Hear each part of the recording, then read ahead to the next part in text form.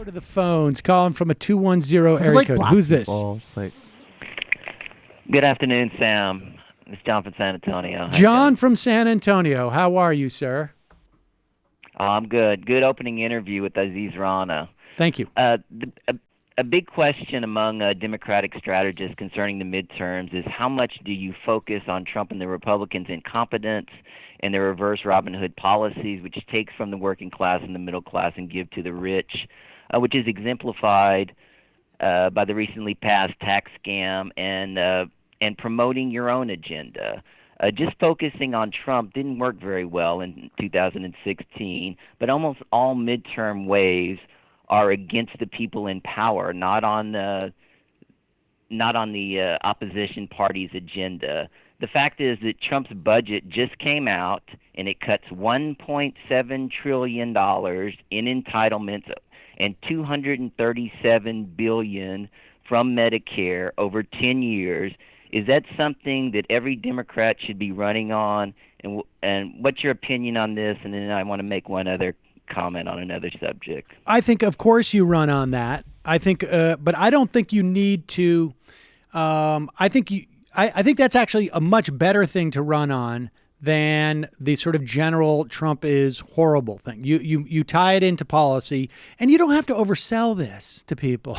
I mean, I think like there's not many people out there who don't know how who don't have a feeling of Donald Trump. So I don't think you have to promote that. I think for a Democratic Party that generally likes to do four corners strategy, just sort of let the clock run out. Actually talking about what you're going to do is a quite effective means in which to do that these days. I mean, here's the fear that they have.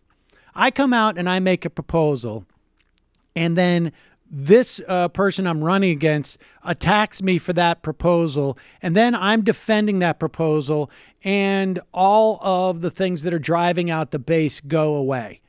I just don't think that's the case. I think if there's going to be a wave, it's going to be because definitionally that they're not even those voters. They don't need to hear anything else. They're just waiting for election day.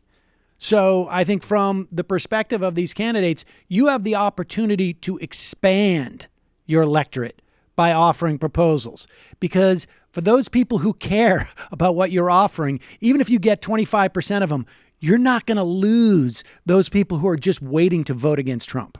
That's my opinion on that. Okay, no, I agree with that.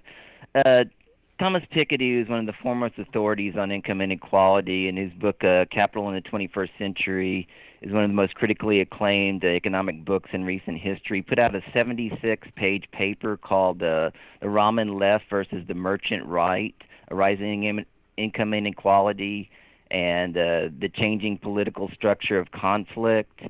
And so I just started reading it this morning, and I'd recommend this to everybody. The key question, he says, why hasn't democracy slowed rising inequality? And some other things he takes up is, we observe rising inequality in the world regions since 1980.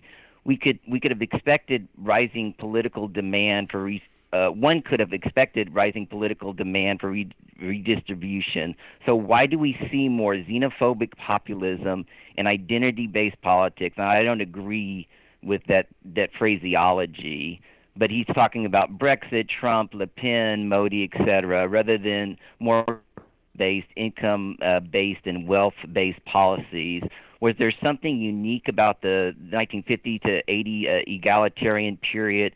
Why did it happen, and why did it end, and will it happen again? And we need circumstances, wars, crisis, revolution, etc., to produce the kind of social democratic / New Deal political coalitions which lead to the reduction of inequality during the 50s and the 80s. Through the 80s. Politics drive inequality trends, both downturns and upturns, so we need to better understand political attitudes on inequality.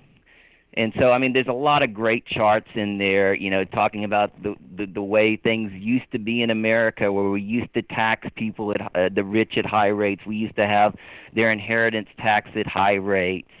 And so I just recommend this because, Michael's talked about this before, that, you see this in Europe. The millennials and even the 35 to 45-year-old period are much more in tune with what's actually going on, in the political sphere. And a lot of the people 45 years old and older, they don't know what they want. They seem utterly confused, and that's why you see all of this, switching, from far left to far right candidates.